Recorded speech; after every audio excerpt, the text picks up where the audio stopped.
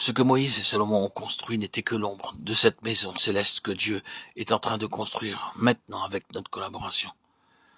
C'est pourquoi, frères saints, qui avaient par la vocation céleste, considérez l'apôtre le souverain sacrificateur de la foi que nous professons, Jésus, qui a été fidèle à celui qui l'a établi comme le fut Moïse dans toute sa maison, car il a été jugé digne d'une gloire d'autant supérieure à celle de Moïse, que celui qui a construit une maison a plus d'honneur que la maison même.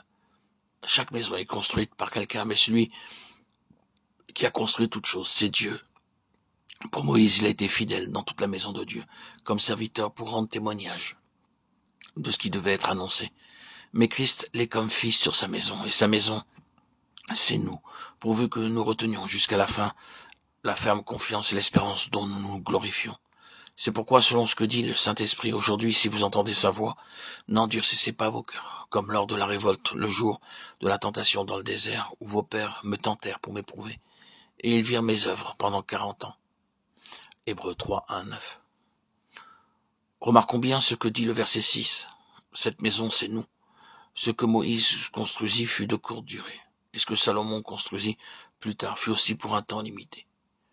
Bien que ces choses furent très glorieuses en leur temps, le tabernacle, comme le temple, devait être aboli un jour.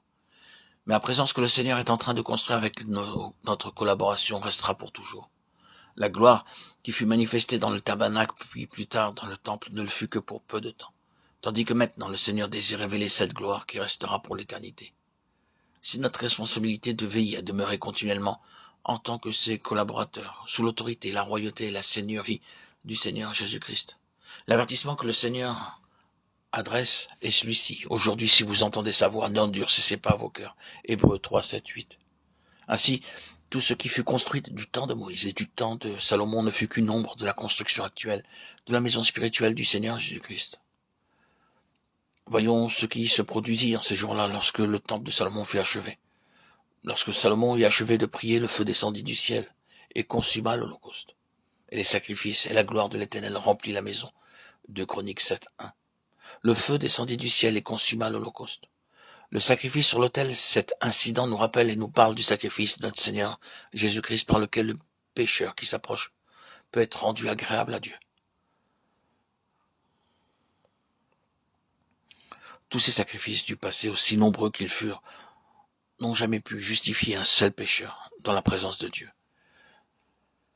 Mais le Seigneur Jésus-Christ, par un seul sacrifice unique et parfait, nous a amenés à la perfection pour toujours.